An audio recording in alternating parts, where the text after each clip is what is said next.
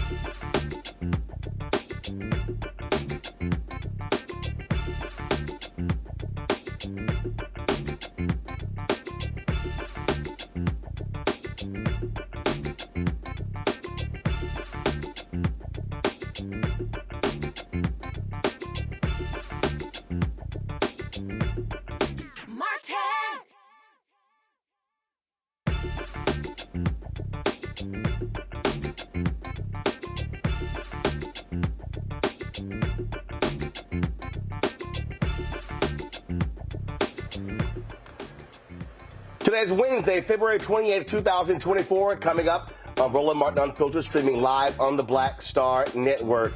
3 Mississippi HBCUs could be shut down if a newly introduced bill is enacted. We'll talk to a Mississippi State Senate Universities and Colleges Committee member about this particular Senate bill. North Carolina HBCU St. Augustine's University's accreditation has been terminated by the Southern Association of Colleges and Schools Board of Trustees. We'll tell you what that means for the North Carolina institution. The U.S. State Department has issued a warning to those wanting to travel to Jamaica. The Jamaican Ambassador to the United States, Audrey Marks, will explain why she wants the advisory to be retracted. And last night, I talked to the Dolton, Illinois Mayor Tiffany Henyard on the show about a variety of issues and complaints against her, serious allegations. One of the issues we talked about was the foundation that's named after her. She said she wasn't aware of the folks who were behind it. That's impossible, because all involved have a relationship with her. We'll break it down for you. Plus, Washington State Republicans hatched a plan to attack the Voting Rights Act by creating maps and then working with other GOP lawmakers nationwide to file a lawsuit against the work. The ProPublica reporter who uncovered this story will join us. It is time to bring the funk on Roland Martin Unfiltered on the Black Star Network. Let's go. He's got it. Whatever the miss, he's on it. Whatever it is, he's got the scoop, the fact, the find. And when it breaks, he's right on time and it's rolling. Best believe he's knowing. Putting it down from sports to news to politics. With entertainment just for kicks, he's rolling. It's on go, roll, y'all. It's Roland Martin, yeah. Rolling with Roland now. He's funk, he's fresh, he's real, the best, you know he's Roland Martin now.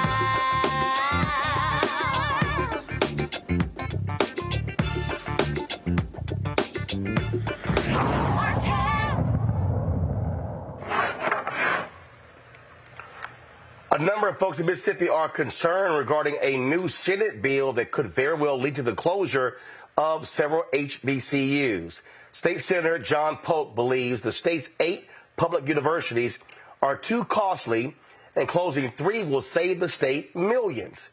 He's filed a bill called SB 2726. If it becomes law, it will force the Board of Trustees of state institutions of higher learning to pick 3 institutions under its umbrella for closure. Now, if you look at the 8 institutions, they name Ole Miss, Southern Mississippi, Mississippi State. Well, those are 3 of the largest universities in the state. HBCU supporters say this is a roundabout way to shut down 3 of their institutions, such as Mississippi Valley State, Alcorn State, and Jackson State University. Joining us from Jackson, Mississippi, is State Senator Hillman Frazier, a member of the Universities and Colleges Committee in the Mississippi House. All right, glad to have you here. This bill seemed to come out of nowhere. Well, in fact, we have a bill similar to every session. Since I've been serving, you have members introducing that bill trying to save money, but they talk about closing institutions. In the past, it are aimed at the Mississippi University of Women, and also Mississippi Valley State University. But over the years, there has not been any appetite on the part of the legislature to close any institution. We need to invest in them as opposed to closing them. So what is confusing here, as I look at this, is that they name 8 schools. And let's be real clear. And Ole Miss ain't got a chance in hell of being shut down. Mississippi State or Southern Miss. If you look at that bill, they're going to let the College Board make a determination in terms of what institution will be shut down. They will make a recommendation if they follow that bill. Based on my conversation with the chairperson of the committee and also College Board members, they have an appetite to close institutions. Number one, it's going to be very hard to close Alcorn State University because it's a land-grant institution. It's going to be very hard to close Jackson State because it's an urban university that's growing. you're going to have a trouble trying to close those institutions because they always come together, put together their might to make sure they address their needs. In the past, when they talked about closing, they talked about Mississippi University for Women because they're so close to Mississippi State University. They also talked about merging Mississippi Valley State University with Delta State University. They're so close together in the Delta. But in terms of political will, I don't think you're going to have the votes to, I know you want to have votes on my committee to advance that proposal at all. But in the past, some of the members have introduced legislation saying it's going to save the state money because we can't afford it. But we have surplus money. We have a surplus. We can invest that money into those institutions. But in terms of closure, I don't see that happening at all this term at all because it's just not politically wise to do that. We're trying to invest in those institutions, trying to attract industry. And you can invest in industry by closing down an institution that's going to train the workers. So that won't fly at all this session of the legislature. And not only that, I mean, look, when Haley Barbour was a governor of Mississippi, he floated this idea, got lots of pushback, and Mississippi was sued. And they had to, it was a massive win for the HBCUs because they were being grossly underfunded. We also, of course, recognize where the federal government has said that a lot of these states have been underfunding HBCUs across the country. Mm-hmm. Oh, yeah. In fact, the Mississippi was sued. We had to give our Alcorn Valley and Jackson State $500 million to make up for the past sins of the legislature. And we are also trying to continue those funding. But the dent in this bill, if you look at it closely, is going to allow the College Board to make a recommendation to the legislature in terms of closure. And if they close the institution, they will allow that property to be sold to a nonprofit or state agency. But over the years, I've been hearing whisper about Ole Miss wanting to become a private institution. So this bill would give them that pathway to become a private institution, to get from under some of the restrictions of the state of Mississippi. So the real focus of this bill might be Ole Miss as opposed to Alcorn Valley and Jackson State. All right, then. Well, look, certainly keep us abreast. This certainly, shocked a lot of people, led to a lot of consternation on social media. And as I keep saying, when it comes to Republicans in Mississippi, you never know something is dead until it's really dead. You can't sleep over here because I try to be the first one and the last one to leave because anytime you're in session, they're up to something. I want to make sure that I'm on top of what's going on in this body. But in terms of this bill, I'm on top of it. I want to make sure that it don't see the light of day. I talked to the chairperson of the committee. She's against it. I talked to other members of the committee, and they're against it. And also, there's no appetite to close any institution. We're trying to go forward. We're trying to be backwards in this state. And that's what we're going to do. All right, Senator Frazier, we appreciate it. Thanks a lot. But thanks for having us. Thank you.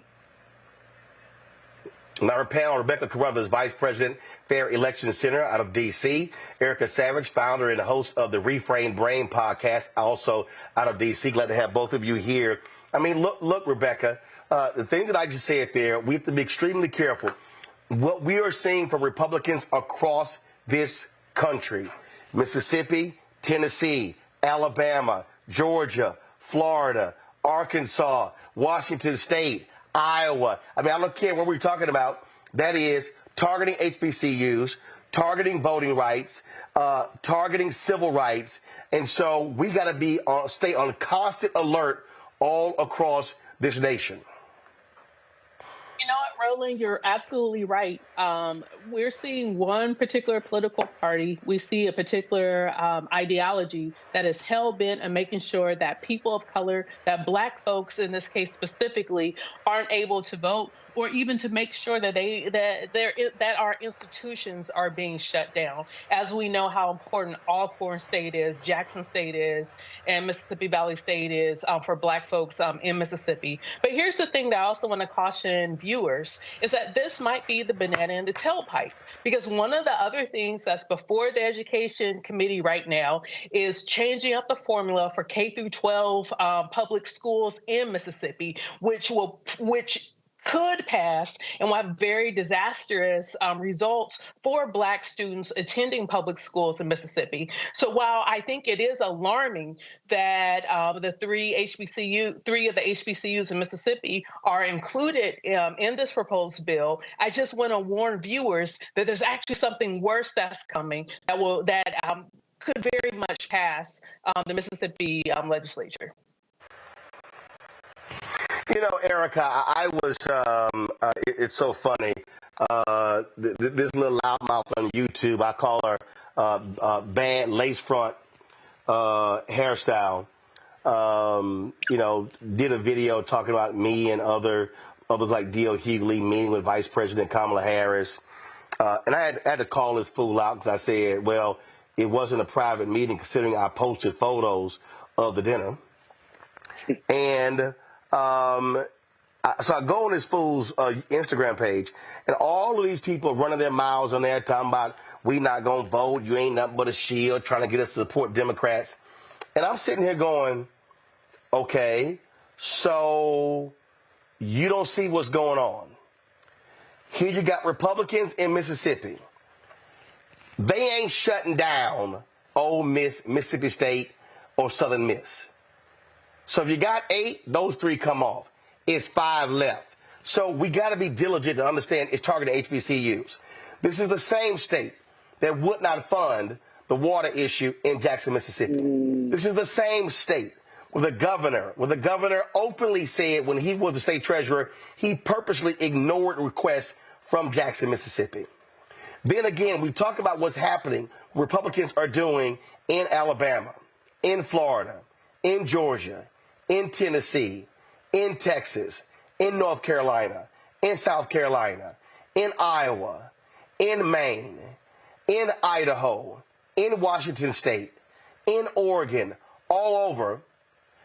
If you are Black and you are talking about, oh, I'm not voting, oh, I don't know why you sitting here talking about Democrats, you got to be a damn fool to be blind on what we see as a massive, whole-scale national attack on Black people. Yeah, Roland, there's really no better way to describe it. And I just want to say over the past weekend, I was at a totally separate conference at the Gaylord that was focusing on global health and wellness. And in that same facility, as we all know, was the CPAC conference. And I bring that forward to say that they are, if nothing, dogged about rolling back the rights of Black people, which also, part of that legislation also provided that people that are not from this country be able to come in and prosper additionally. So, you know, in thinking about CPAC, I always go back to what Steve Bannon said in 2017 from the stage of that conference, after the son of a Klansman had been made president, which was that the focus of their administration or their regime was to deconstruct the administrative state. And a part of that was already at work because of disinformation campaigns that are active and they're growing every day. If anyone does not see the threat to democracy that is happening every day and that is broadcasted across social media and has made a decision that they are not going to vote, they're actually in line with GOP, particularly when we think about what's happening at a state level, that on a federal level, particularly in the House of Representatives, that their counterparts are really showing them the way. So, you know, when we think about having freedom, being able to go on social media at will, where we're seeing different sites that are closing out for several hours or a complete day. You're seeing ads that are coming through the feeds that weren't otherwise there. You're seeing people who continually ensure that your experience on social media is filled with some type of right-wing, Nazi-type propaganda. That who are the people that are holding these reins and what are they doing with their power? So I would go back to some of the commentary that has been happening on Roland Martin Unfiltered for several years. And that is with, on one note of music, to say that what the Grand Ole Party is doing is ensuring that the rights of everybody that is not white and that is not male kneel to the knee of them. And that should be enough for anybody to ensure that they are not only registered to vote, go on their Secretary of State's website to do so right now immediately, but also have your voting plan in place to vote early and be done with it. See, Rebecca, this is real simple. I've never identified as a Democrat, and I know how to step back and assess individuals, how to assess parties, but I can say without a doubt that if you are black and hell, if you're a woman and you're sitting here looking at policies nationwide, and we can go state by state, that there's an absolute attack on black people. And so if you are black and you're sitting here talking about sitting out the election, and I hear these people, no tangibles, no vote. Well, first of all, no one can give you anything during the election. They got to get elected to actually make some stuff happen. Okay, they can make promises, but they actually have to deliver. But when you see folks attacking white conservatives, Republicans, attacking the Fearless Fund for providing grants, 10 or 20 grand to black female-owned businesses and other businesses, when you see them attacking affirmative action, when you see all of this, and you talking about sitting an election out, you got to be a total dumbass to do that. And I'll say this right now. If that's you, shut the hell up about anything on the local, state, and national level, because if you do not vote and you sit an election out, you're part of the problem, and you can't say a damn thing about anything because you didn't help to fix it. You know, Roland, this is we're starting to get into kitchen table talk, and I think it's about time that we actually have this conversation. When people talk about tangibles, some of those people who are talking about it are similar to myself, descendants of Africans who were enslaved in America. I am on both sides. And let me tell you something. When people want to talk about sitting an election out, guess what? You did. That's why we're in the situation that we're in. There are plenty of state and local elections that black folks, unfortunately, do not vote at the same rate as they do in presidential elections. So when we're talking about what's going on in Mississippi, and later on when we talk about what's going on in Washington state, those are state and local offices that people should run for, that people should vote in those elections. Oftentimes, they're not in federal election years. They're not in 2022, 2024, 2026, 2028. Instead, they're in 2023. So one of the questions I have for some of these folks, where were you in 2023? Is that when you sat out an election? Is that when you allowed for for certain legislators to get reelected? Is that when you allowed for certain judges to be reappointed? Judges who are now doing very anti-black rulings from the bench, legislatures that are doing very anti-black legislation from state houses. That's the conversation that we need to have. And we can even bring it much lower. We could talk about school board races. Is that the race that you sat out in protest? That now in your very black area, you don't have black representatives, which means now the education of our children, especially in K through 12 public schools across the country, the curriculum is being decided by people who want to say that black folks in this country were volunteers, or they were just low-skilled labor. They weren't slaves. They were happy to be there because by them being ripped away from Africa, in turn, that meant that these black people now were able to get white Jesus. So for all those folks who want to have a conversation, let's follow through that line of what happens when we don't show up to the ballot box. And that's what we're seeing now. The second point I have, if you're going to sit out an election, why would you do it during the presidential? Where was all this talk in the non-presidential years? So I find it very interesting that you have some folks who are claiming to be pro-black, to be Black American, but they hide behind avatars. They hide behind non-picture images of themselves, or they are in digital blackface, trying to stir up trouble within Black communities when it's time to vote for the president. So I think it's very convenient to say, oh, well, let's sit out in 2024 when this is going to be this is going to be the most consequential election that we've seen to date. Well, Erica, and I really love the not so bright people. So somebody goes by black males on YouTube. You will never hear this show talk about policy for black men, just women. Erica, just correct me if I'm wrong. If we are discussing the Affordable Care Act and its impact on black health care, does that include black men? Yes. And it would include black girls and black boys. If we're having a conversation about education and policy and funding for HBCUs and for K through 12, does that include black men and black boys? Certainly. If we're having a conversation about the lack of venture capital going to black-owned businesses, does that include black male entrepreneurs and black female entrepreneurs? 100%.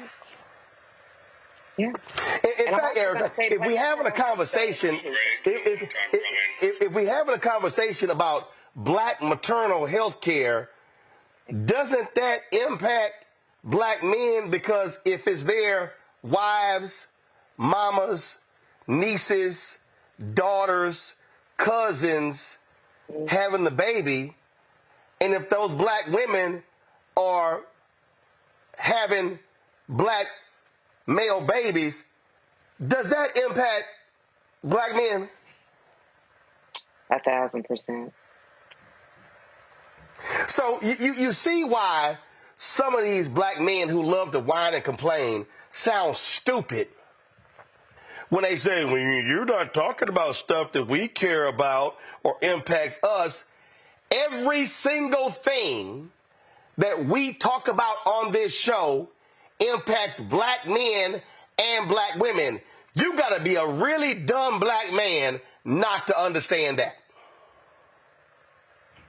Your words, not mine, Roland. But, the last point that you made around maternal health, we were making the point at the same time that these are systemic issues that impact the black community and really global health as well. And so to also, when we hear those types or read those types of comments, I'm immediately thinking about troll farms. And if that is an actual facing person, then thinking more about something that I've talked about around diet. What are you listening to? A lot of times where people are getting their information, snips of information, are from their favorite podcaster who may have been a celebrity or may have been in some type of industry that afforded them some type of celebrity. And what they're actually doing is they're pretty much being the comment head with a microphone, so to speak.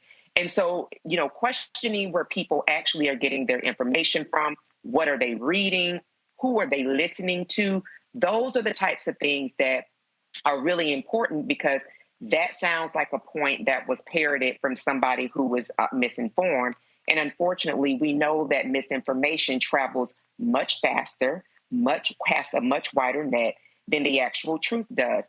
What we're actually experiencing right now, a lot of people are really, really tired of hearing that this is the most consequential election. They're tired of hearing the positives that they don't believe that impact them. And I can understand that. However, in looking at all of that, then looking at the things that have been positively impacted by having a competent president, a competent vice president, and an administration that has really gone about the business of cleaning up a mess of many, many years, and then also making themselves available in terms of the policy, sharing what they're doing in the administration.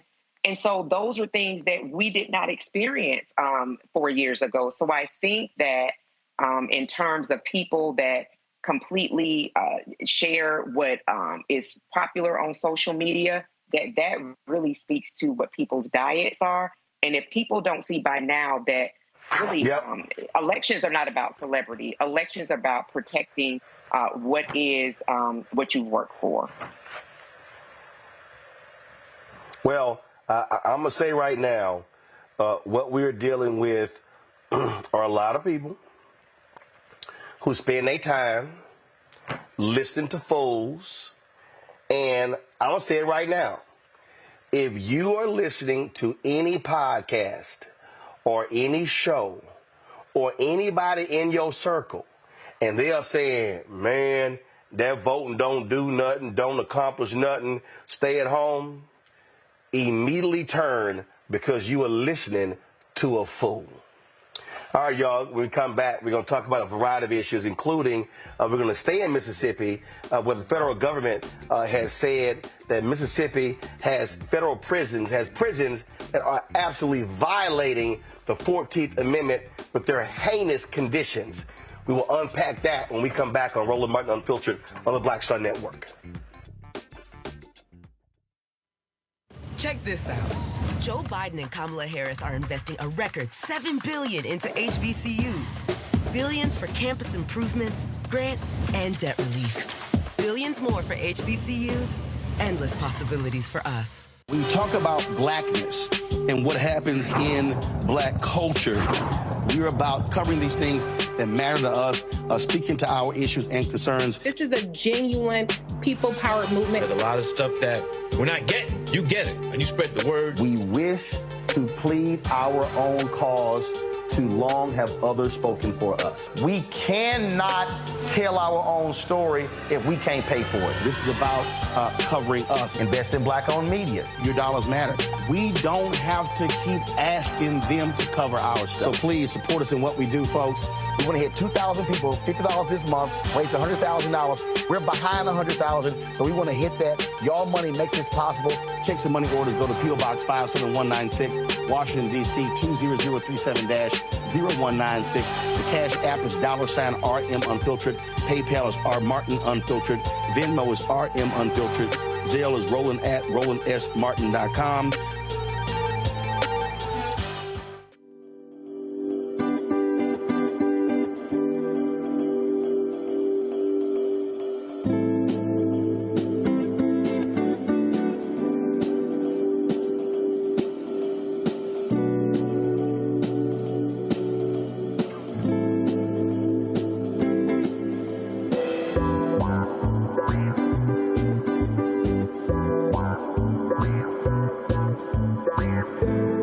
Next, A Balanced Life with me, Dr. Jackie. What does it mean to actually have balance in your life? Why is it important and how do you get there? A masterclass on the art of balance. It could change your life. Find the harmony of your life.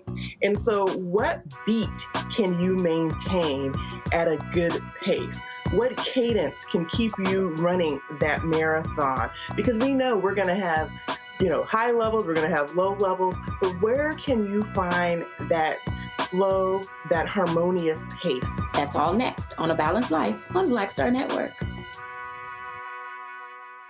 I'm Deborah Owens, America's Wealth Coach and host of Get Wealthy. Let me hit you with a few numbers.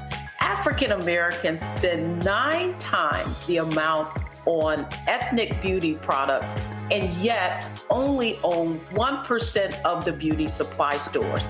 It's an $18 billion industry. On the next Get Wealthy, you're going to learn and hear from a woman who's turning this obstacle into an opportunity. We literally take you from A to Z on all you need to have in place to open and run a very successful beauty supply store. That's right here with me, Deborah Owens, host of Get Wealthy, only on Black Star Network. Next on The Frequency with me, Dee Barnes, the amazing Drew Dixon. She gives us the details behind the HBO documentary that shed light on the alleged sexual assaults by Russell Simmons. And we're talking about the Netflix documentary, Ladies First, right here on The Frequency on the Black Star Network. This is Essence Atkins. It's the Love King of R&B, Raheem Devon. It's me, Sherry Shepherd, and you know what you watch. You're watching Roland Martin Unfiltered. Me that. All right, y'all. The State Department issued a Level 3 travel advisory for Jamaica, citing elevated crime and inadequate health care. Jamaica's ambassador to the United States, Audrey Marks, calls the warning inadequate. She joins us right now from Washington, D.C. Ambassador Marks, glad to have you here. First of all, there was an advisory for Jamaica as well as for the Bahamas, and both Caribbean nations are contesting this, and so. what has been your conversations with the State Department over this advisory? Because obviously it has an impact on people visiting your country. Yes. So first, thank you so much, Roland, for having me here. It's a pleasure. It's always a pleasure to see you. We were surprised about that advisory because nothing had changed in Jamaica from 2023. And in 2023, we had over 3 million visitors, and we had 5 cases of homicides, and they were all linked to Jamaican Americans, unfortunately, because every loss of life is important to us. But I made the point to say there are many Jamaican Americans who do not go to the resort areas. They might go into some areas. There might be some other activities. At least 3 were very clear cases of persons being involved in illicit activities. So to just to not do any differentiation and make a blanket statement that Jamaica is not safe when over 3 million Americans visited, and there are only 5 cases of homicides. When I'm living right here in D.C. and I'm not seeing many places right here in the United States that have 3 million persons, many cities, and with only 5 cases of murders. So I thought it was a very unfair and not a very equitable description of the situation in Jamaica. So while we do have a problem in Jamaica with gangs and gangs involved in illicit gun and drug activity between the United States and Latin America, it is not in the tourism areas. And I think more details should have been given so that persons didn't get the feeling that there was suddenly some spike in violence going on in Jamaica, because it just wasn't so. And level 3 also, we do not think is really the category that Jamaica is in, because many other countries in level 3 are countries with having not, they have civil unrest. They have, all kinds of mass murders going on. And that's not the situation in Jamaica. Well, you have been to Jamaica, that's not our situation. So what we need is to continue working closely with the U.S. on the areas where they can be helpful in limiting the amount of illegal weapons that come to Jamaica that contribute to a crime situation. If you think about it, Jamaica could literally issue a travel advisory telling people don't come to the United States because of mass shootings and because of murder and crime. The truth criticize the U.S. in any shape or form, because the U.S. is, one of the greatest countries in the world. And I see the U.S. as a friend. I just thought I did something wrong, and we needed to have a conversation about it and to look at how to fix it. And that's what we're doing. I'm on the State Department website, and level 8. So they did level 3. When I look here, I see Burma, Afghanistan, Haiti with the level 4, and so so for them to have you guys at 3, it sounds. My goodness, I look. I've been to Jamaica. I wouldn't say Jamaica is right below Afghanistan. Thank you. I don't think we are either. So it was a bit of a surprise just to see this drastic warning. And we believe there's some misinformation, and we're working through it. So we expect that there will be a change. Yes. As I said, Bahamas was also mentioned, and so have you had conversations with your colleagues, your peers in Bahamas about this same advisory? Yes, we did, and we are both having conversations with the State Department to look forward to and requesting that it be revised. So it's an ongoing conversation. So we want to speak about that. I wanted the opportunity, and I thank you for giving me this opportunity to say to your audience that Jamaica remains a safe tourism destination, and that the embassy here and the consulates around the United States, we are always open for any questions, any concerns. but Jamaica is very much a safe destination for American tourists to travel to. And so for me, this is a very important conversation that I want to have with the American public. And I don't know if you have a particular demographic in terms of African Americans, but that's a big part of our markets. I'm glad to get the opportunity to speak to sisters and brothers to say Jamaica remains a safe place for you to visit and to feel at home. All right, then. Well, look, we appreciate you coming on the show. Certainly let us know if there's any change in this designation for the State Department. I certainly will, but I can't leave without saying something about the Bob Marley movie. I'm hoping that you will... Go ahead. I want to make sure that I invite you and your audience to go out and watch the movie. You know, we don't have many movies from a major studio like Paramount featuring icons from the small Caribbean region. So we think this is a very important movie. We think it's a great movie. It's one that I enjoyed watching, and I want to encourage everyone to go and watch it. Have you gone as yet, Roland? No, I have not seen the movie yet. I plan on doing so. But in the meantime, I will listen to some Bob Marley. But definitely look forward to seeing the movie. Yes. So far, the audience has been really positive in their response. I think it's over 120 million at the box office now, which is really a good 2 weeks. I will want that to continue. I want your audience to go out and watch the movie. They will hear many of their favorite Bob Marley songs, and the acting is just great. So, thank you for this opportunity, and I hope you'll go and enjoy it and speak more about it when you get back on your show. All right, then. Absolutely. And so glad to have you on the show, Ambassador Marks. And again, I was just in Jamaica for 2 weeks for Christmas and New Year's. And so I had a good time. The only complaint I had was the White Witch Golf Course. I didn't get their greens back.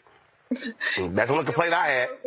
We're now finally getting a bit more rain, so I think the greens are going to be looking much better the next time you visit. And I look forward to having a game with you. It can be here or there.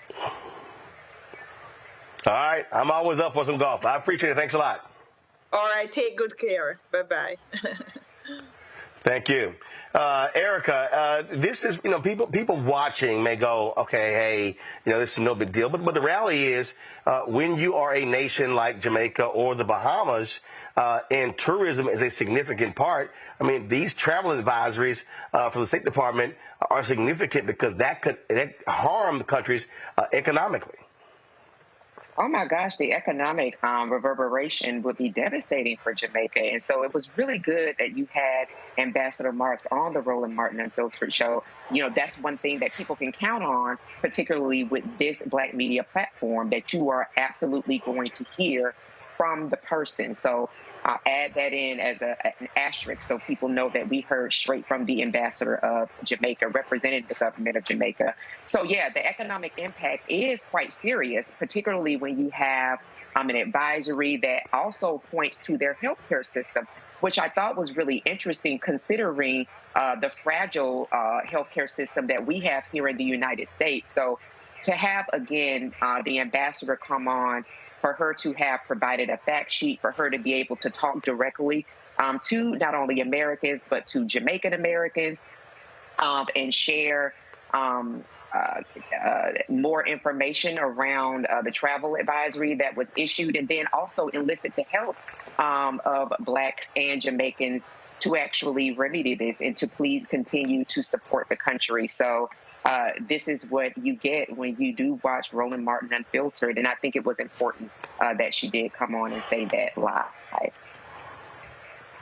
I'm sitting here. Give me 1 second, hopefully. So, Rebecca, I just pulled this up, and this is the actual U.S. State Department website, and you'll see it by date. And so you see Botswana, level 2, South Africa. But then, again, you're talking about level 3.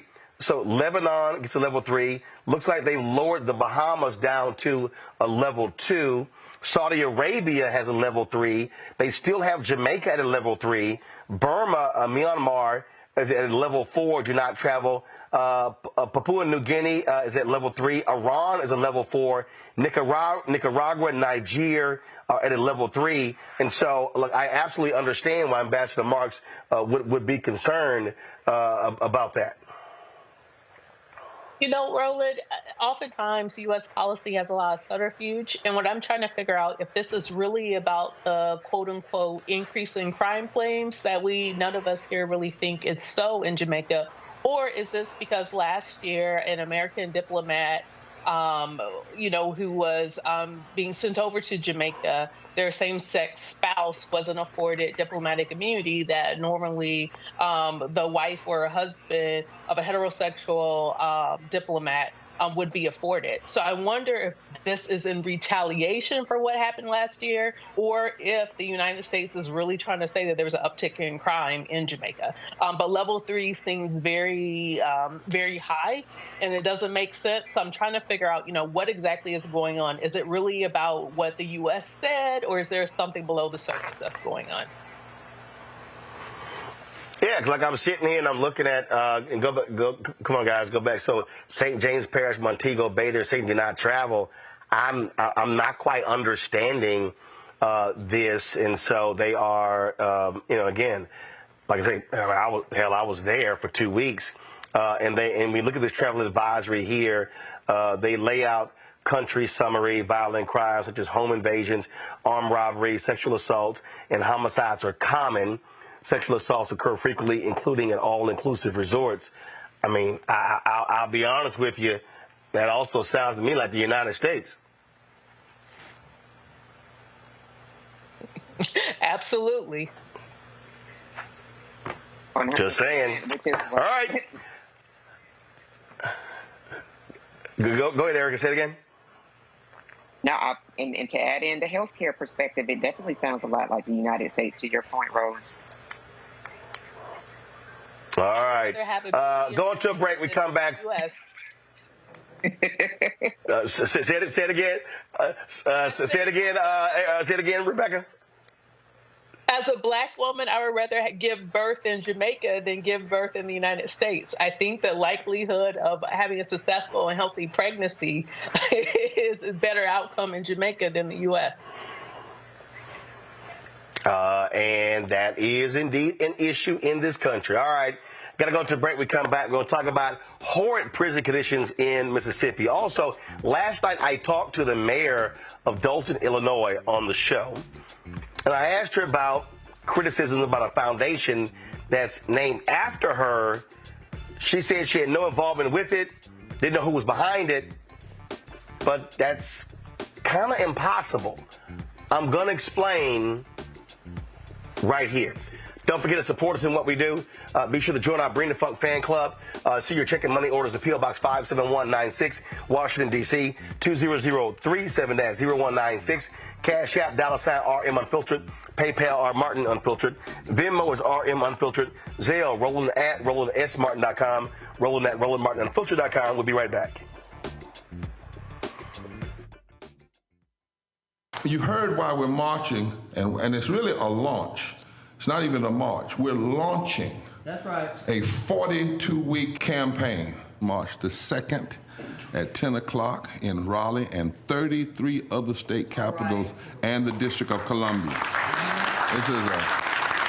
This is a historic move to mobilize the most powerful untapped block of voters in this country. That's right. Poor and low wealth voters, who make up 87 million votes. And it's never been tried before. Never been tried before in history. At the same time, the same message, same focus. And when that power turns loose, they will not be able to figure out the political calculus. I don't know about you, but I'm ready to shake things up. I'm ready to get up out of the valley. I'm ready for God to put his spirit on us. I'm ready to be used to change this nation. And what we're saying is, can't we come together? Can't we come together around an agenda? You ain't got to like everything about Reverend Barbara. You don't have to like everything about Sangria. You don't have to like everything about Long Choir. But can we come together and say, it's time to end poverty as the fourth leading cause of death? It's time to have $15 and a living wage indexed with inflation. So every time inflation goes up, the minimum wage goes up. It's time to have health care for all. It's time to fully fund public education. Can't we come together? It's time to protect women's right to women's health. It's time to have affordable housing for everybody. It's time to stop the proliferation of guns. Ain't no way folk ought to be able to have more guns than they have food, more guns than they have meat on their table. That makes no sense. Isn't it time for division to be ended and love to take over? Can't we organize around that? Look at your neighbor and say, neighbor, I don't need to like everything about you, but can't we organize for power? Can't we stand for justice? Can't we love everybody for just a little while? Can't we come up out of the valley? Can these bones live?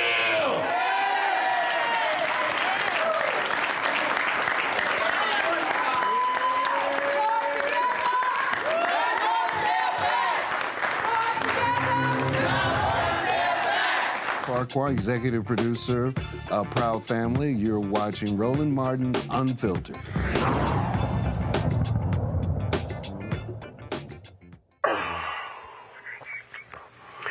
All right, folks, welcome back to Roland Martin Unfiltered right here on the Black Star Network. Hunter Biden testified today behind closed doors. Republicans have been clamoring for that. According to various posts on social media, he did not plead the fifth one time. Wow. Of course, they've been seeking this testimony. Man, Democrats have been coming out saying this is an absolute joke. He gave them no information, saying that President Biden had benefited from any of his business dealings. I mean, at the end of the day, what we have here, Rebecca, are a bunch of Republicans who are pissed off that their patron saint, Donald Trump, is a thug, corrupt, and then there was a vote to impeach twice. And what they're trying to do is do anything to harm President Biden. All of their key witnesses, they've lied. The FBI has arrested their number one person. What are we doing here? You forgot to add the other thing, like Erica says, son of a Klansman. So he's corrupt, he's a thug, and most importantly, son of a Klansman. Here's the thing. What's really unfortunate with Hunter is that we know he's had a lot of personal issues and addiction issues, and that makes him very easily a target. And, you know, I'm not going to defend everything he's done in the last few years, especially while he was under the haze of addiction. But it's very clear that there isn't much of a case here. It's very clear that, you know, even if Republicans thought they had something, it seems like they jumped the gun on this because their entire case is falling apart, or their entire their set of accusations are falling apart. And, you know, I think it was also very powerful when Hunter showed up to the Hill several weeks ago and said, hey, I'm here. You could actually ask me questions in front of the American people. So it's going to be really interesting to see how Republicans spin what happened behind closed doors, because we know that they're going to say all sorts of outrageous things that probably did not happen.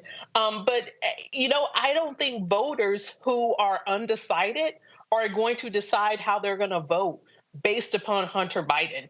I think those who are salivating about Hunter Biden, I think those folks aren't going to vote for Joe Biden anyway. So at this point, you know, even politically, it's going to be time to move on.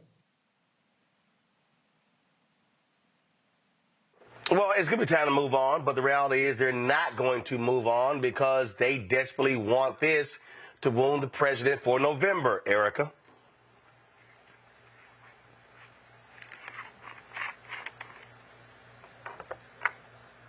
Erica, you on mute? Okay, that definitely helps Beyonce. But I hope what people yeah, that helps.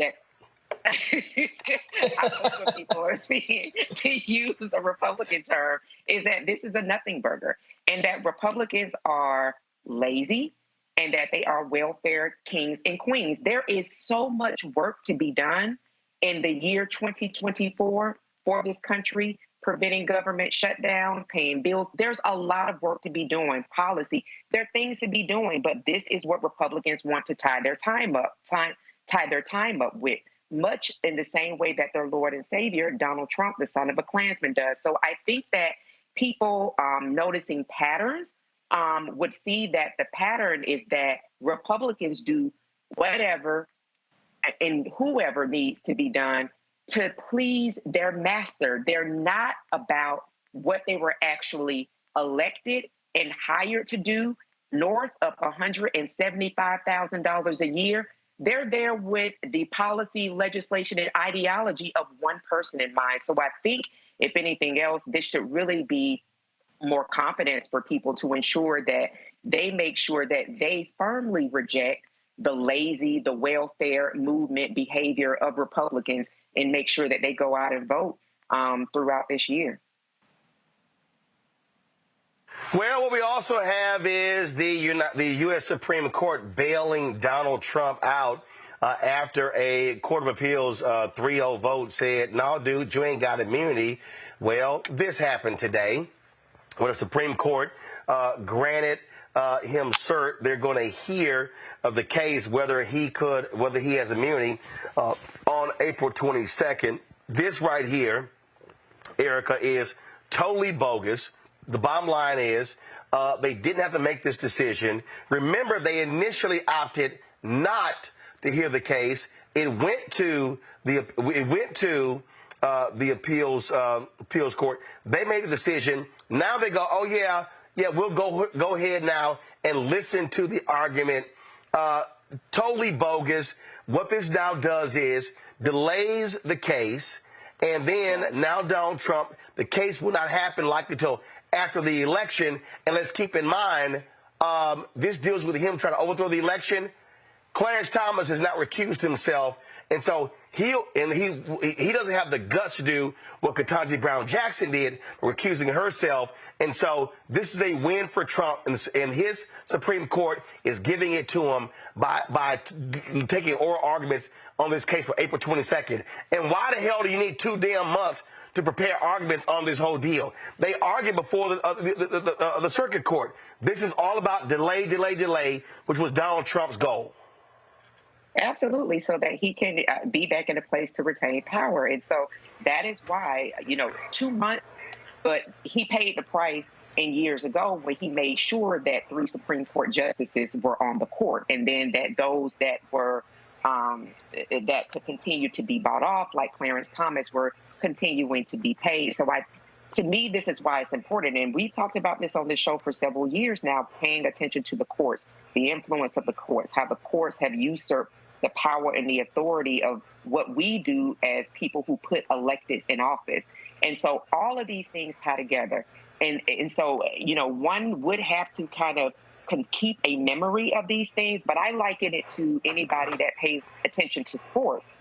People can call out what a running back did 12 years ago on you name what team. We need to have that same type of mental acuity, that same type of standard when it comes to our electeds, because much like athletes, what electeds build on is what was there before. It's precept upon precept. So as much as people would like to tap out, to believe into, or to make comments around the lesser of two evils, it's the same thing, they're going to do what they want. Well, people only do what they want when they're actually given the latitude to do that.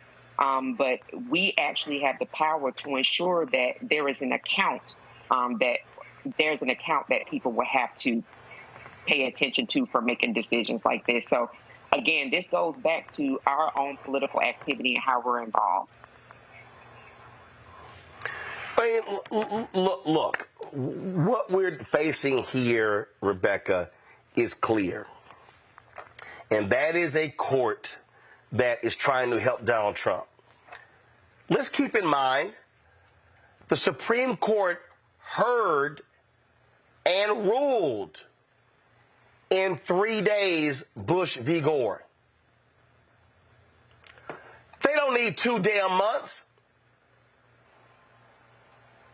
Roland, this is like Avengers Endgame. For those of you all who are Marvel Cinematic Universe fans like I am. Look, Trump was corrupt, is corrupt, and in the future will continue to be corrupt. So he is literally and systematically, it's almost like he and his team have corrupted parts of our government. As much as he talked about, oh, the government is corrupt, there is the deep state. Well, Trump is the deep state. He put corruption, injected corruption into our system and has exploited our system. One thing that I would say many years from now, what will have come out of this if we survive, if Trump gets reelected, if we survive as a country, as a democracy, one thing that we will see is that there's going to be a call for judicial reform, especially with the Supreme Court. You know, I think there has to be real conversation with what does it look like to have appointments to the highest bench in this land. Should it be term limited or can it be a lifetime appointment? Are there actually strong and real measures to actually remove someone from the court when there is the appearance of corruption? We can't just do, oh, well, we have to, it can't just be, well, these people on the Supreme Court deselect themselves if they think there is an appearance, but there has to be some check and balance. You know, I'm trying to figure out what is it that the executive can do? What is it that the legislative branch could do? Because it's clear that Trump is viewing the Supreme Court as an ace in his hole, in the hole, considering that he appointed multiple people on the court who he knew would have his back when ultimately these set of cases will move up to the Supreme Court. Like the Supreme Court can't justify why they're giving this 2 months. The Supreme Court already knows which way it's going to vote. So if they're going to vote that way, if they're going to decide that way, then they need to go ahead and do it now so we can all prepare for the aftermath of it. Well, and guess what? Again, history is history. The Supreme Court expedited the case of Richard Nixon. They expedited Bush v. Gore. This is all about delay. So this court has no credibility whatsoever. And I'm telling you, Clarence Thomas is not going to recuse himself, and his wife is one of the people who was trying to overthrow this government and overthrow this election. That man has no business hearing this case. None whatsoever. All right, got to go to a break. We come back. Last night, I talked to the mayor of Dolton, Illinois, about a variety of allegations against her. Asked her a series of questions to get her on the record. One thing we talked about was this charity that's named after her. She says, hey, I'm not involved in nothing about it. Who's behind it? Don't know. That's not true. I'll explain next on Roland Martin Unfiltered on the Black Star Network. Check this out. Joe Biden and Kamala Harris are investing a record $7 billion into HBCUs. Billions for campus improvements, grants, and debt relief. Billions more for HBCUs. Endless possibilities for us. Grow your business or career with Grow with Google's wide range of online courses, digital training, and tools. Gain in-demand job skills with flexible online training programs designed to put you on the fast track to jobs in high-growth fields. No experience is necessary. Learn at your own pace. Complete the online certificate program on your own terms. Stand out to employers, get on a path to in-demand jobs, and connect with top employers who are currently hiring. Take one professional career certificate program or all 6. Earn a Google Career Certificate to prepare for a job in a high-growth field like data analytics, project management, UX design, cybersecurity, and more. All professional career certificate programs must be completed by December 31st, 2024. Scan the QR code to complete the application. There are 1,000 scholarships available. Grow with Google and J. Hood and Associates. Be job ready and qualify for in-demand jobs. I am Tommy Davidson. I play Oscar on Proud Family, Louder and Prouder. Right now, I'm rolling with Roland Martin, unfiltered, uncut, unplugged, and undamn believable. You hear me?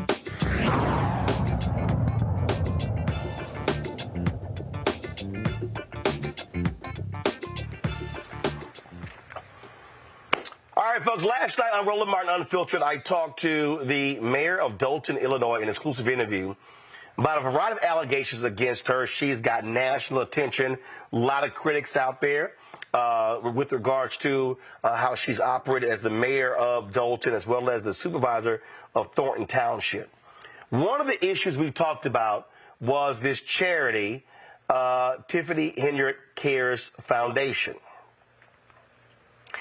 Here's what I first asked her about the foundation.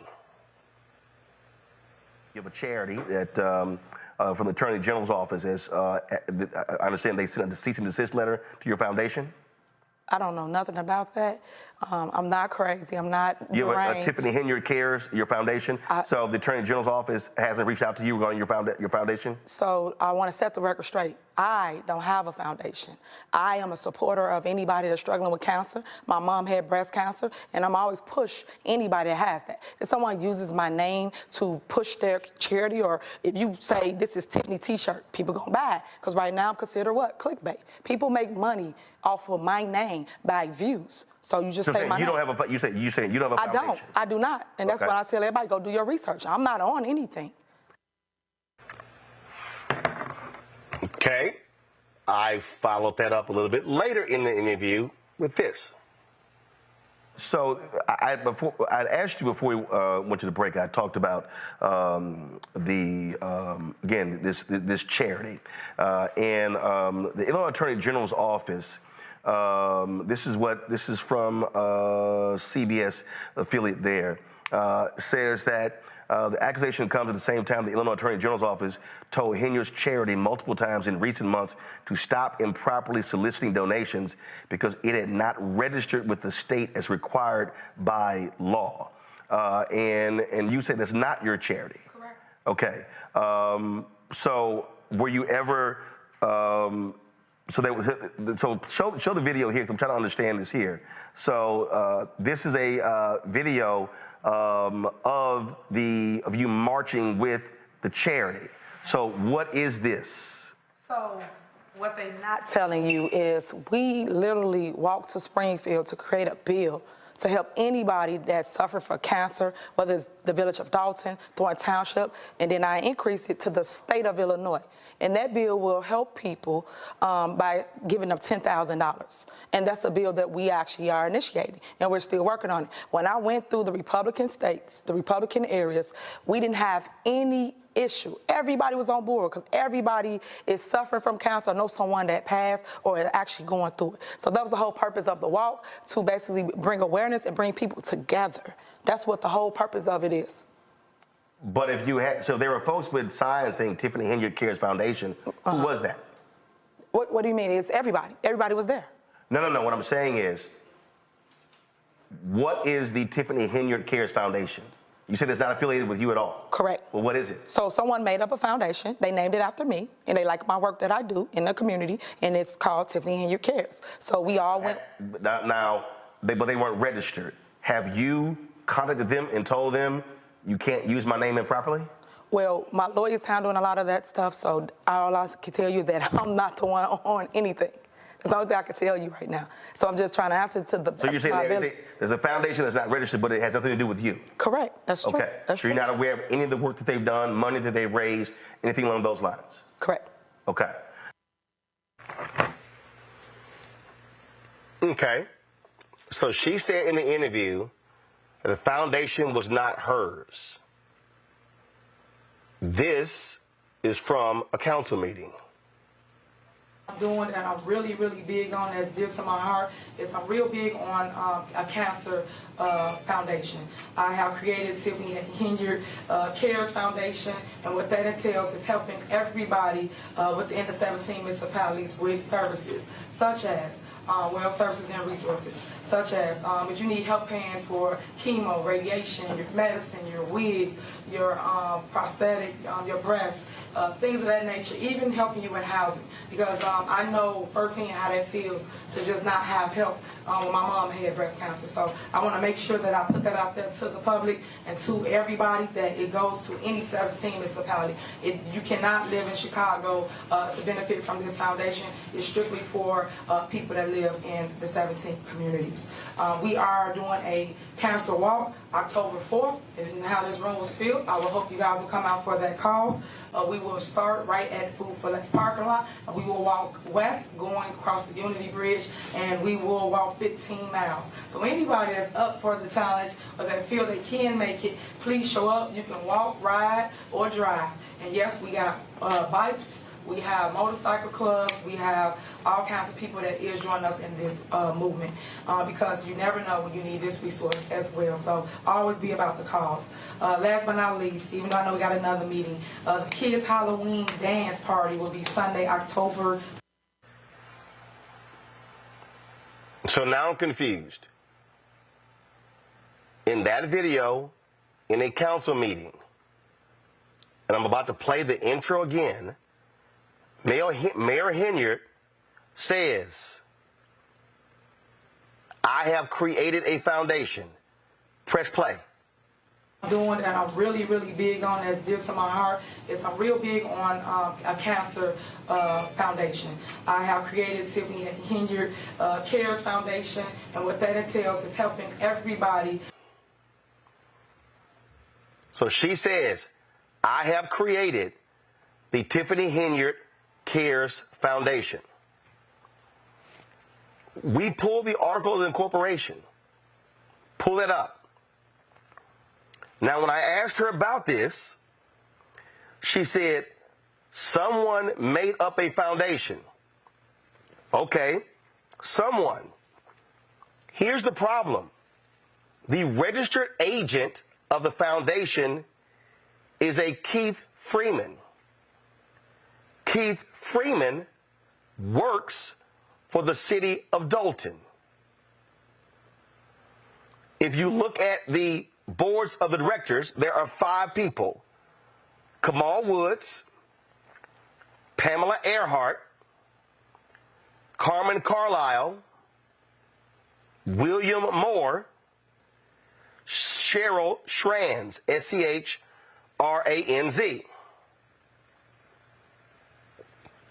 Earlier today, I sent emails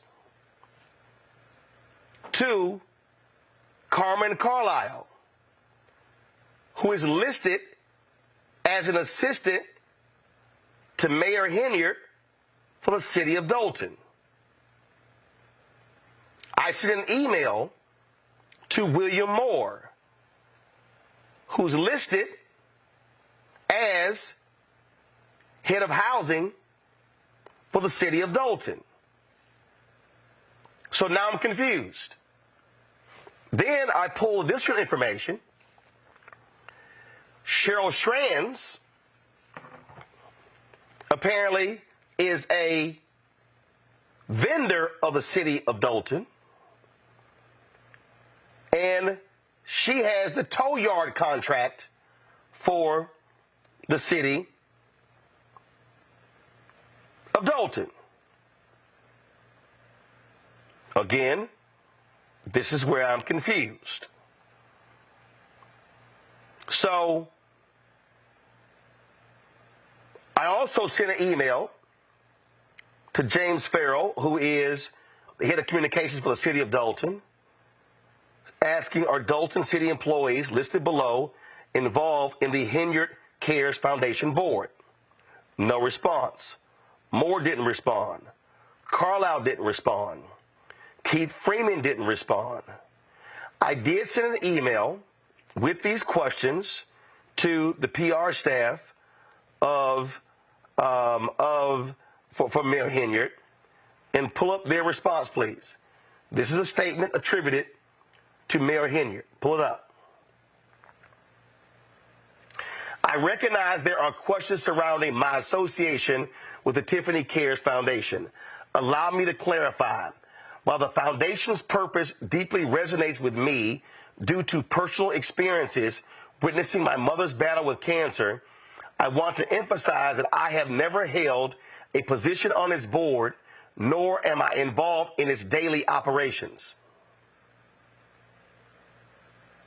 My connection stems from a sincere dedication to serving my community, particularly those confronting similar challenges.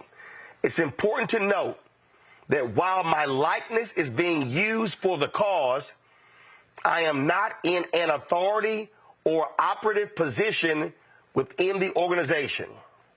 My commitment remains steadfast to residents of Illinois and my mission to advocate for their health and wellness.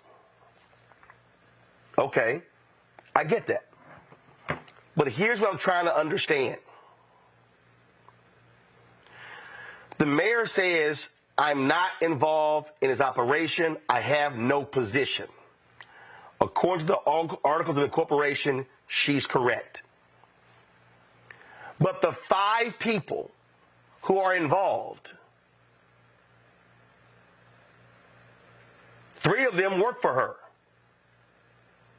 possibly 4. One person is alleged to be in a romantic relationship. I'm trying to confirm or deny. One of the 5 is a vendor with the city. So here's a foundation that the state attorney general's office has ordered them to stop accepting funds. But here's part of also the problem. Mayor Henyard participated in a vote that provided money to the foundation. Do we have that video? So that happened.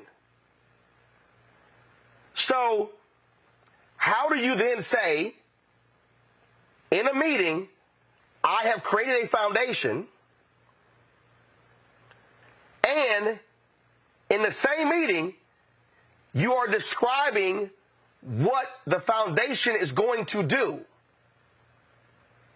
So you give me a statement today saying I'm not involved in any of his actions or his decisions, but you said this in announcing the foundation, which describes its activities. How do you know this? Press play. I'm really, really big on, that's dear to my heart, is I'm real big on a cancer foundation. I have created Tiffany Henyard Cares Foundation, and what that entails is helping everybody within the 17 municipalities with services, such as well services and resources, such as if you need help paying for chemo, radiation, your medicine, your wigs, your prosthetic, your breast, things of that nature, even helping you in housing. Because I know firsthand how that feels to just not have help when my mom had breast cancer. So I want to make sure that I put that out there to the public and to everybody, that it goes to any 17 municipality. You cannot live in Chicago to benefit from this foundation. It's strictly for people that live in the 17 communities. We are doing a cancer walk October 4th, and how this room was filled. I will hope you guys will come out for that cause. We will start right at Food for Less parking lot, and we will walk west going across the Unity Bridge, and we will walk 15 miles. So anybody that's up for the challenge or that feel they can make it, please show up. You can walk, ride, or drive. And yes, we got bikes, we have motorcycle clubs, we have all kinds of people that is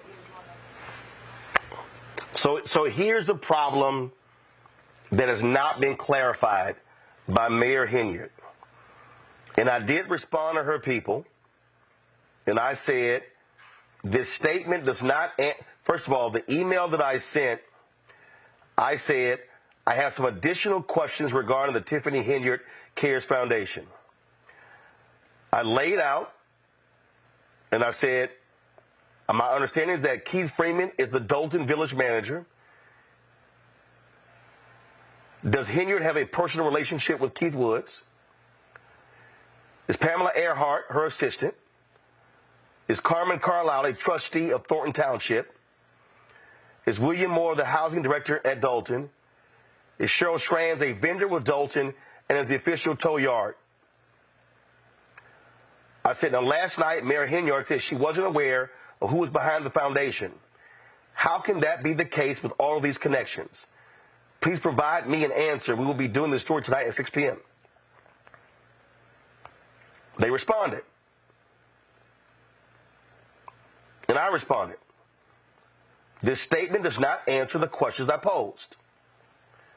Was Mayor Henyard aware that Dolton and Thornton Township employees created and oversaw this charity? Why did she say she was not aware who was behind this charity when every person has a tie to her? Why would she allow a charity to use her name, image, and likeness, but she have no involvement with it? She has voted for monies to be sent to the charity. The charity has used Dolton City Services. She has promoted the charity on her social media, personal pages, and in meetings. So how is she not aware of the goals, objectives, and business dealings of the charity? That last one hasn't been answered. So these are the type of questions that raise doubt in the minds of people regarding the veracity of Mayor Henyard.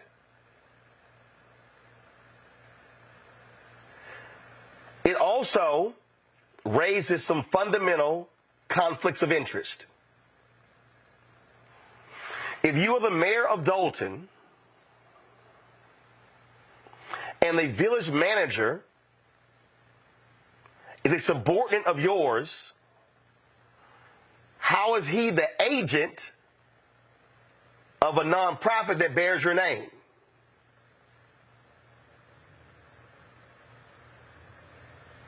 That's one. How do you have a housing director who's an employee of Dolton, which means that they work for you, the mayor, but they are a board member of a charity that bears your name? Third, how can you have a vendor who does business with the city, a member of the board of a charity that bears your name? All of this speaks to conflicts of interest that must be addressed. It is not simply to say, oh, I got no involvement. Respectfully, Mayor, you do. Because if you voted to send funds to the charity, that's involvement. Second, I don't care who you are. I don't know of anybody that will allow a charity to use their name, likeness, and image, and then that person promotes them everywhere, and they have no involvement. This is simply one of the issues that people have raised that deserve to be properly answered. What I need people to understand is that I love all the people out there who ain't never reported on nothing. Oh, man, you should have did it this way. First, you have to ask a series of questions to get answers.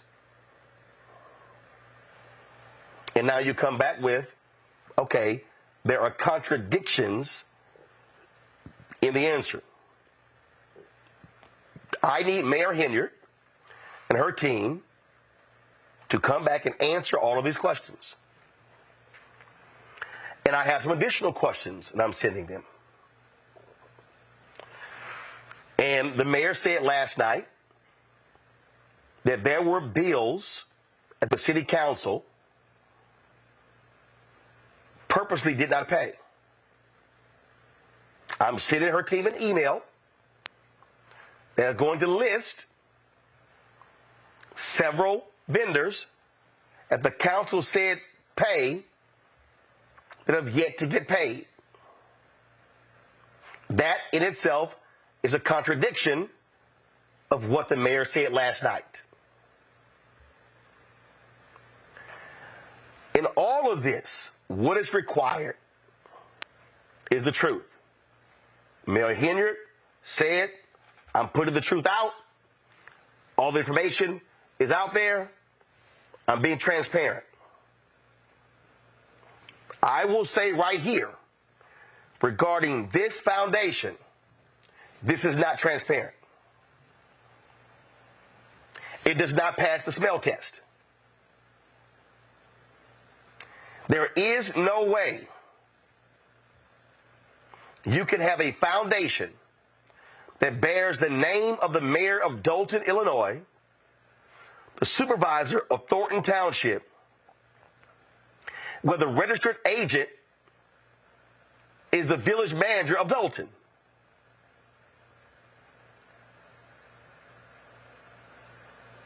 You cannot have individuals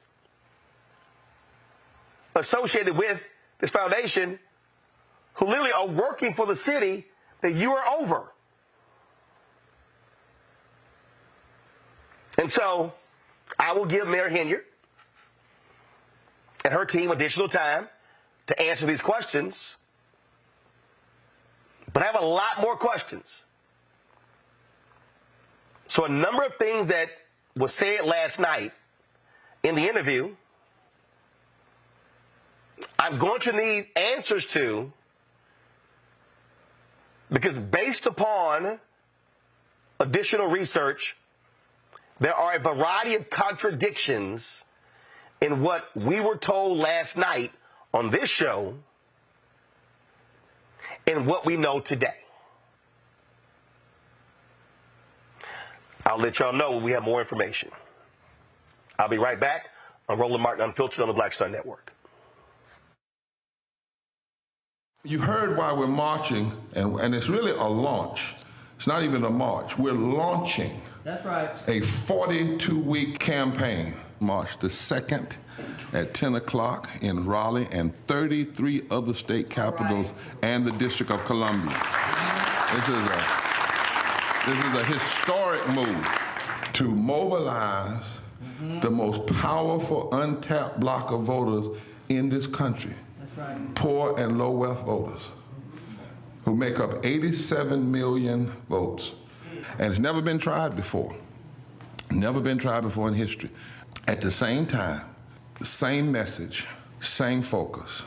And when that power turns loose, they will not be able to figure out the political calculus. I don't know about you, but I'm ready to shake things up. I'm ready to get up out of the valley. I'm ready for God to put his spirit on us. I'm ready to be used to change this nation. And what we're saying is, can't we come together? Can't we come together around an agenda? You ain't got to like everything about Rembaba. You don't have to like everything about Sangria. You don't have to like everything about Long Choir. But can we come together and say, it's time to end poverty as the fourth leading cause of death? It's time to have $15 and a living wage indexed with inflation. So every time inflation goes up, the minimum wage goes up. It's time to have health care for all. It's time to fully fund public education. Can't we come together? It's time to protect women's right to women's health. It's time to have affordable housing for everybody. It's time to stop the proliferation of guns. Ain't no way folk ought to be able to have more guns than they have food, more guns than they have meat on their table. That makes no sense. Isn't it time for division to be ended and love to take over? Can't we organize around that? Look at your neighbor and say, neighbor, I don't need to like everything about you, but can't we organize for power? Can't we stand for justice? Can't we love everybody for just a little while? Can't we come up out of the valley? Can these bones live?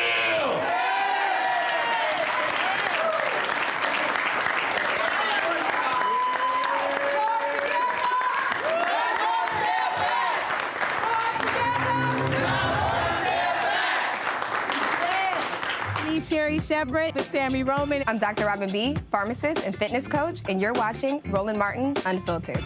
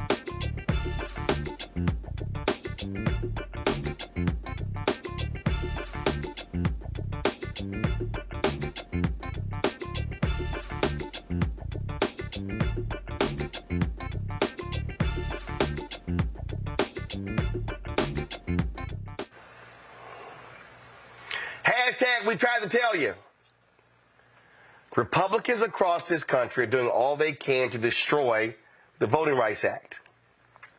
It's not just the South. Check this out.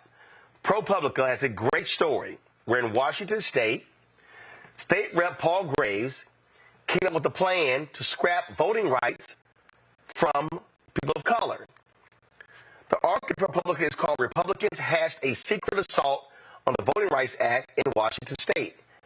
Marilyn Thompson is the reporter, joins us out of D.C. Marilyn, glad to have you here. So what's amazing with your story is that you got a Republican who's on the committee who then sees what's about to happen with a lawsuit, and he begins to privately work with Republicans across the country to derail the work that he did because he was trying to, frankly, keep Latinos from being able to have more power in Washington State. You've just summed it up. I would say that's accurate, yes. This was one of the more unusual things I've seen, and I've been looking at redistricting now better part of a year in different states around the country.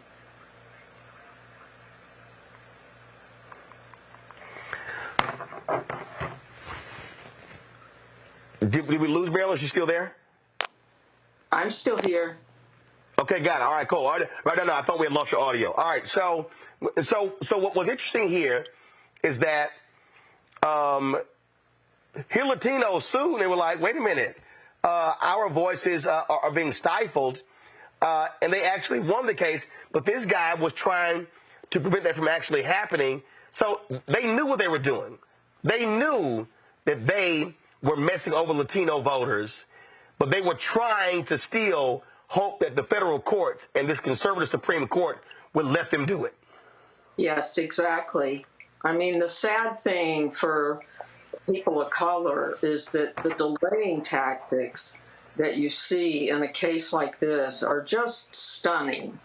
I mean, Washington State, that particular area, the Yakima Valley, they had, in 2022, they had an election based on this map that the independent commission drew.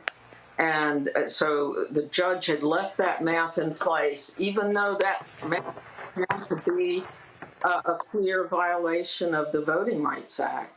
So, you know, and now it's dragging on again, and you've got the commissioner challenging his own work product using kind of a front guy to file a lawsuit. So it's pretty stunning stuff. Now they were suing on behalf of Section 2. And we know that Section 4 was essentially gutted in Shelby v. Holder. Yeah. But Republicans have been trying to attack Section 2.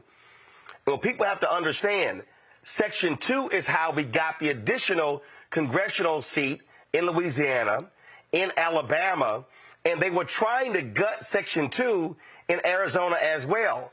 Clarence Thomas wants to completely throw out the Voting Rights Act, and so if Section 2 is invalidated, if the Voting Rights Act is invalidated, then they are free to disenfranchise black and other minority voters nationwide. That's really what the Republican strategy is. Yeah, the Section 2 is the last remaining leg of that Voting Rights Act that protects minorities against, you know, gross violation of the, because they can't challenge on pretty much any other basis anymore. It's okay to do partisan gerrymandering, according to our Supreme Court. You know, if you can prove racial gerrymandering under the 14th Amendment, fine. But that's a hard case to prove. So Section 2 is like a protection that people of color have been using since 2013 to really get their rights. And shockingly, this Supreme Court has allowed Section 2 to stay in place. And again, these Republicans were shocked when they did not throw out the lower court decision in Alabama and Louisiana. They tried everything, and they swore they had the votes to basically render Section 2 invalid. Yeah, that's exactly right. The word on the street after the Alabama decision, which upheld Section 2, the word on the street was, well, you know, we're just going to keep trying. We're going to get this thing overturned. So we're going to try to bring a lot of other cases before the Supreme Court, because there had been signals that they could win enough support to get rid of Section 2. So you've seen this flood of cases challenging Section 2, this one in Washington State being one of them. It's really been a flood. And what was happening in Washington State, in that area, they saw an increase in Latinos coming in there, and Republicans were scared to death that they're going to be voting Democrat. So they said, hey, what we'll just simply do is just lessen their power. Yeah, it had been a solidly Republican area dominated by white Republicans for years. And the Latino population had surged over the past decade more than anybody really thought it could. And under the VRA, they were definitely entitled to more representation. So that's the background on that particular area, which is, you know, it's a wonderful area, farming, agriculture, lots of migrant workers, but they haven't been represented well in years and decades. Well, what's also hilarious about your story is that Republicans went out and recruited a Latino Republican to sue on behalf of this. And I love this part of your story where it says Garcia's testimony was also damaging. He said in his deposition that he knew little about the case brought by Latino voters until he talked with Graves, and that he rarely spoke with his own lawyers. Asked who was paying his legal fees, he could only say, I don't know. The bottom line is he was a front. That's what he was. Yeah, well, that's a summary of what was going down here. I mean, he didn't know anything about this case, and his deposition was so damaging that the Republicans tried to get the whole deposition reversed. I mean, they went in with motions to change his answers, like where he had said yes, they wanted it to be revised, so he was saying no. It was quite comical. Well, it's a great story, great work by Marilyn, you and the team of ProPublica. We appreciate the work that y'all do. Thanks a lot. Thank you. All right. Rebecca, this right here, again, that we need to understand. They went out, these Republicans went out and said, we need to find somebody who's Latino. Same thing they do with Asians and black people. And this fool torpedoed the whole case. He could, the story is hilarious. As Marilyn said, they sat here and they tried to, the story says, Garcia's deposition harmed the suit so much that his lawyers later tried to have much of it corrected to reverse many of his assertions, including his testimony that his lawyers rarely talked with him. The judge would not allow the corrections. They will do whatever, including cheating, to win. You know, this story is so comical, but it's also dangerous too. So once again, even to our earlier conversation, when different folks, not just in the comments, but, you know, we've heard pushback from people saying, well, why should I vote? I'm going to sit out because I want to sit out and protest and show people I'm not voting. But what people really have to understand is you literally have people all across this country, some in elected positions, some in law firms, some in the halls of the Supreme Court, who are working in overtime to make sure that Black folks aren't able to vote, to make sure that Black folks don't have equal representation or are able to elect the candidate of their choice, and to make sure that Latino voters as well are denied those things. And so I know sometimes people get sick and tired of us saying, hey, this is the most important election in your lifetime, but maybe we could rephrase it and say this: every single election is important. There's a reason why there are people out there who are literally at this moment trying to take away your right to vote. So while it's comical, it's also sad, because they are going to continue to do this until they have enough stuff out there for the Supreme Court to say, all right, here it is. This is the set of cases we can consolidate and finally kill the rest of the Voting Rights Act. And Erica, here's the deal. The article lays this out. If somebody's watching, they may be saying, okay, Roland, I mean, this is Washington State. What's the big deal? But here's what they don't understand. That there's a name called Torchinsky. His firm is Holtzman Vogel. The article says this here, that they have represented Republican congressional and Senate fundraising committees, Republican National Committee, and a long list of GOP candidates and PACs. He was involved in the battle in Texas regarding Section 2. He was involved in the Florida case regarding, again, creating alternate maps that Ron DeSantis used, and a judge overruled them. Now it's going to go to the Florida Supreme Court. This main man was involved in the case in Arkansas, where a federal panel ruled that private parties lack standing to bring Section 2 lawsuits because the law gives enforcement power only to the U.S. Attorney General. This same man, Torchinsky, filed a brief on behalf of Senator Tom Cotton of Arkansas, arguing that the court should not allow private parties to bring lawsuits. To everybody who's watching, if this ruling goes to the Supreme Court and stands, that means that no outside group, not NAACP, LDF, not Lawyers Committee for Civil Rights Under Law, not any legal group or any Black Voters Matter, any group could file lawsuits challenging these seats. Only the government. So guess what, Erica? If Republicans win the White House, they're in charge of DOJ. They'll never file these suits. That's why we got to understand this is a national strategy of Republicans to stop the advancement of Black, Latino voters, and other minorities. Absolutely, and to borrow from my sister Reese that talks about this breathlessly, it is really to rescind our citizenship.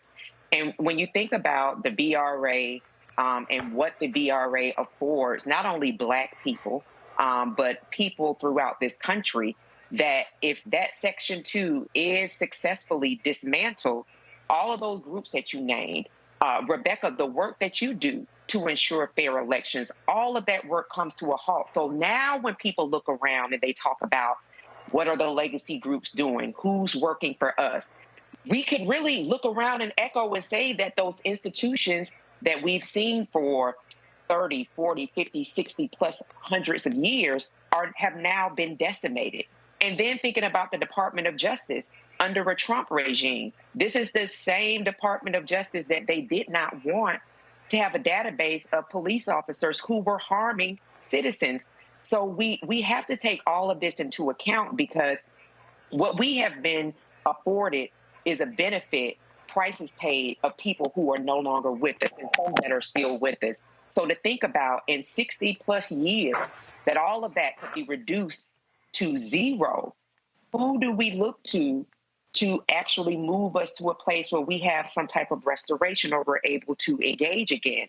And the picture that has been painted here and that's been painted on the show for many, many years, that we don't want a Supreme Court of 9 people who have lifetime appointments, whose influence through billionaires and through rogue people who ascend to presidency, that they have actually coffers and that they have purchased these people. So it's really looking at again, our citizenship and what we may have freedom to do or not to do. And I've not lived in a lifetime where that's not been my truth.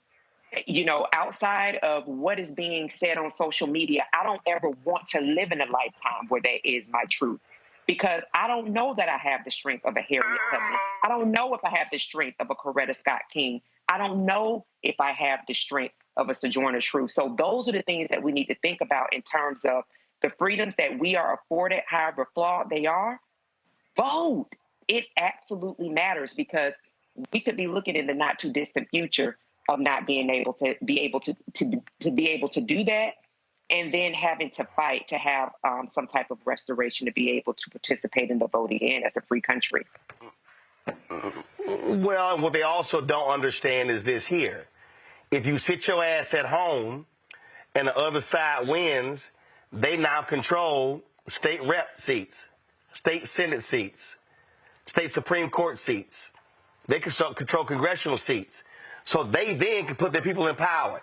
That's why it is dumb to sit at home and say, oh, I'm not going to vote. I'm just going to sit this one out. That is the dumbest thing in the world.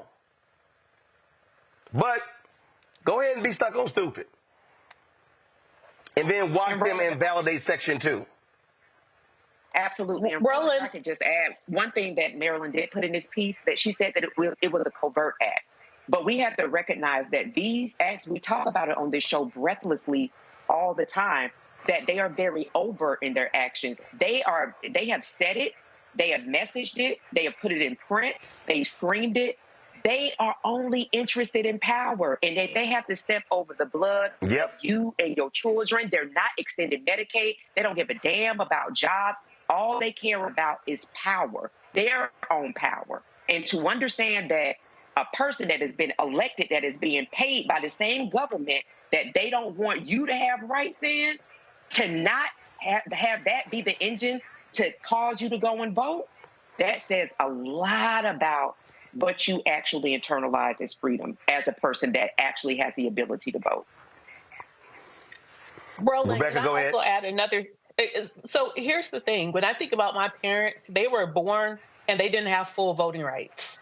My parents had to wait, even into adulthood to actually have full voting rights. So that means in my family, I am the first generation that has full voting rights, that was born into full voting rights. So what we're seeing with this ideology that's going across this country, that's rooted in white supremacy, is that we're first. Erica, I think we're both first generation with full voting rights as a Black person, as Black people in this country.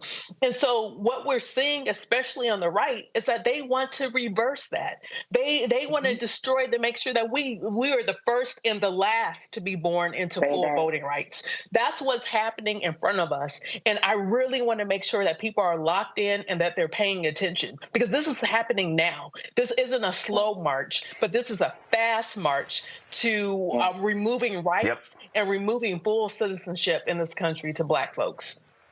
Yeah. Absolutely. Hold tight 1 second. We come back. We're going to talk St. Augustine's losing their accreditation. What does that mean for the future of that North Carolina HBCU? You're watching Roland Martin Unfiltered on the Black Star Network. Check this out. Joe Biden and Kamala Harris are investing a record $7 billion into HBCUs. Billions for campus improvements, grants, and debt relief. Billions more for HBCUs. Endless possibilities for us. Coming up on the next Black Table, a conversation with Professor Howard W. French on his new book, Born in Blackness, covering 600 years of global African history and helping us understand how the world we know today is a gift from Black people. There could have been no West without Africa and Africa. That's on the next Black Table with me, Greg Carr, only on the Black Star Network. For the last 15 or maybe 16 years, 18 years, I'll say, since when I moved to LA, I hadn't had a break. I hadn't had a vacation, probably a week vacation here or there. Right. This year, after I got finished doing Queen Sugar and we wrapped it out, because I knew I had 2 TV shows coming on at the same time, I said, I'm going to take a little break. So I've been on break for the first time, and I can afford it now. Praise God. You know what I'm saying? Right. So I can afford it. And I'm like, I can sit back and ain't got nothing to worry about, man. But this was the first time in almost in 2 decades that I've actually had time to sit back and smell the roses.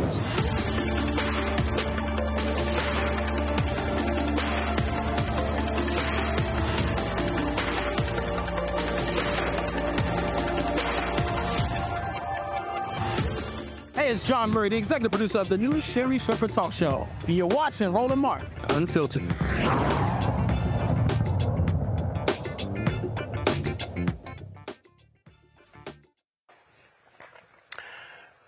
North Carolina St. Augustine's University accreditation appeal was denied on Tuesday. The Southern Association of Colleges and School Commissions Appeals Committee upheld the board's December decision to revoke accreditation for the Raleigh-based school, which has struggled with financial management issues.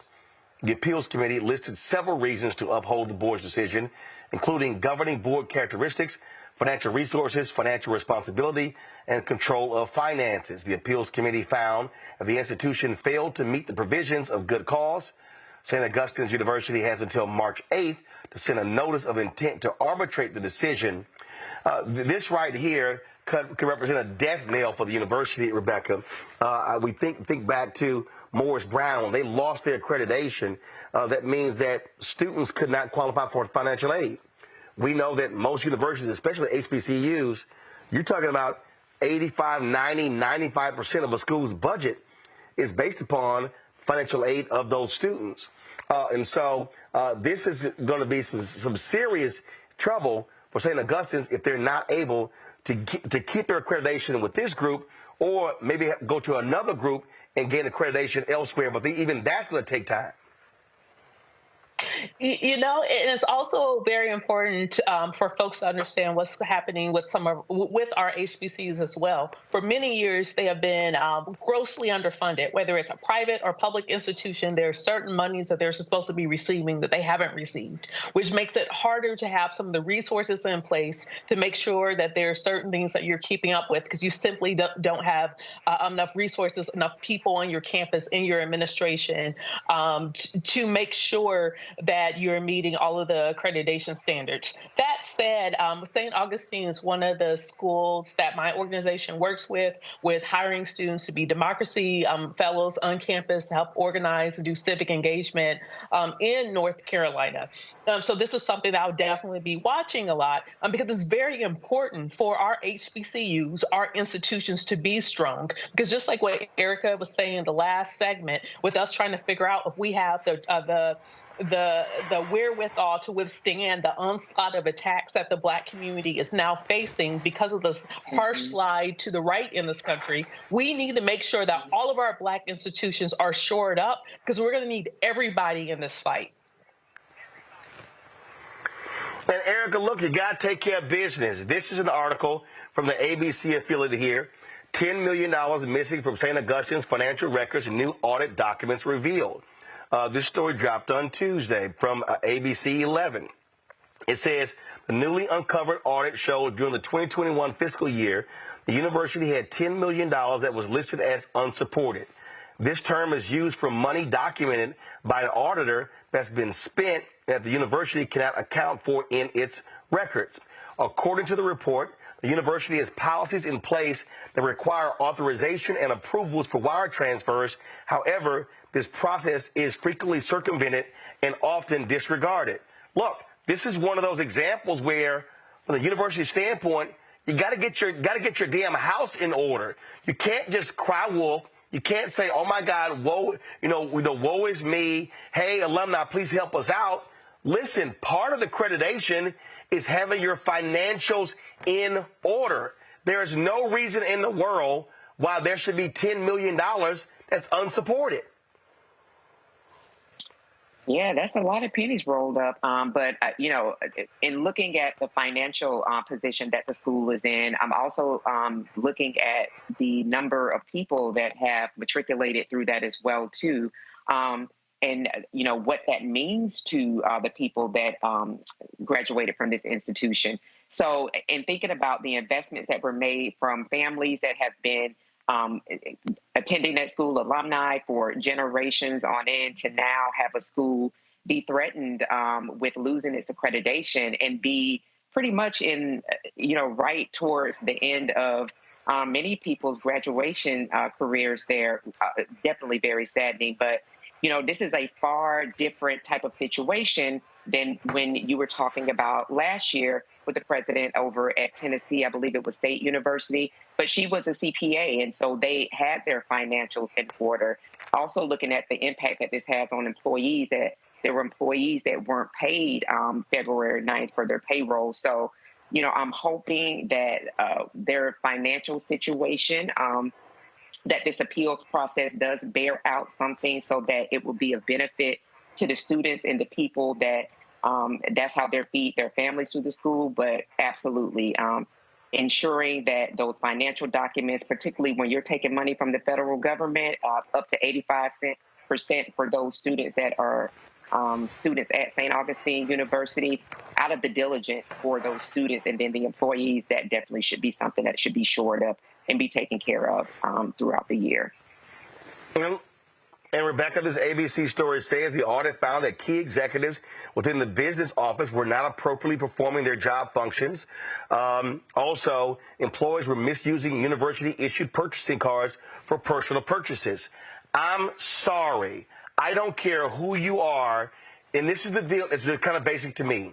If you are an HBCU and you know you have funding issues, you've got to be on top of your game to make sure that you are making sure every dollar is being taken care of.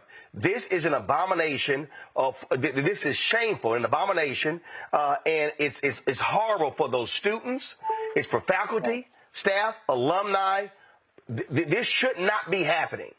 This should not be happening. And hey, if leadership has a reason for it, fine. Come out and explain it. But it's going to be a little hard to stand up and say, hey, black people, please come help save us, if you're not handling your business to save yourself. You know what, Roland, you're absolutely right. You can't be funding with the money. You have to make sure that you're handling business, like full stop.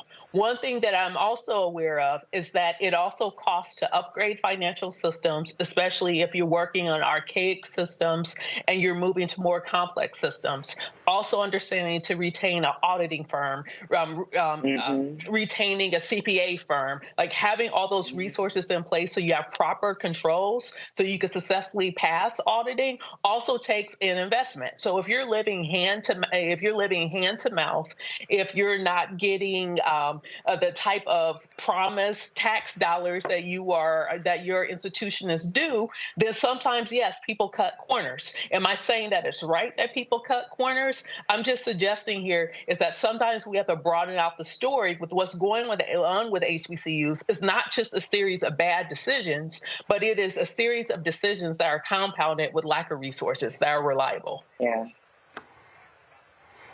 So, and look, so we get it. St. Augustine leaders plan to, file a lawsuit regarding the loss of their accreditation. Get it? Totally understand it. But again, I need leaders of the university to answer the serious questions. How are you not dealing with your financial house? That ain't got nothing to do with the Accreditation Council. So we got to be as willing to challenge our own about not taking care of business. Oh, yeah. Because sometimes it ain't them, sometimes it's us. I'm just saying. Folks, the U.S. Coast Guard is making history by installing the first black female rear admiral. Captain Zayda Merchant will become the highest-ranking black woman in U.S. Coast Guard history when she assumes the rank of Rear Admiral in April. Merchant commanded the maritime operations across the southern tip of Lake Michigan and worked in port operations in Miami and New Orleans. She has a bachelor's degree, 2 master's degrees, and a doctorate in business administration. She's also taken seminars at Harvard and MIT. Her academic and business awards include 3 Meritorious Service Medals, 6 Coast Guard Commendation Medals, and 3 Coast Guard Achievement Medals. Congratulations to her. All right, folks, we were going to discuss the story dealing with Mississippi prisons, but we were unable to download the video. I want to have the video tomorrow of Christian Clark talking about the grave, shameful conditions that folks are dealing with there in Mississippi. So we'll have that for you tomorrow. Erica, thanks for being with us. Rebecca, thanks for being with us as well. I appreciate both of you being on today's show. Thanks a bunch.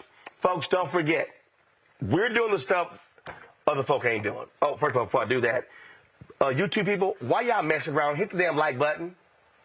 Y'all been sitting there commenting for 2 hours, several thousand y'all on here, and y'all won't hit the like button. It ain't that hard. Hit the button. All right, folks.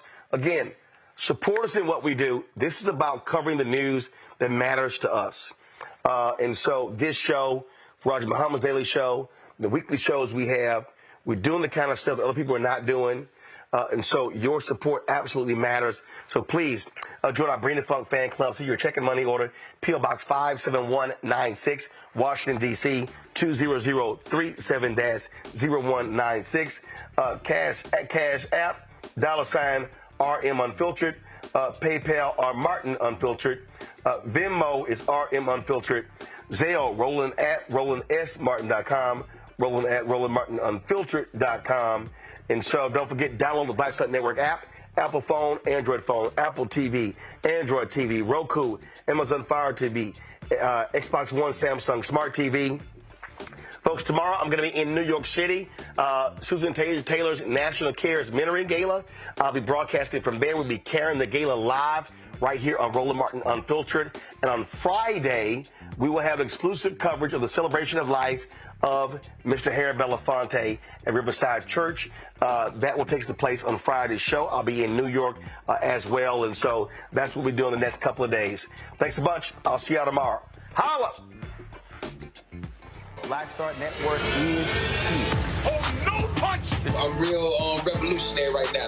Thank you for being the voice of Black America. All momentum we have now, we have to keep this going. The video looks phenomenal. See, there's a difference between Black Star Network and black-owned media and something like CNN. You can't be black-owned media and be scared. It's time to be smart. Bring your eyeballs home. You dig?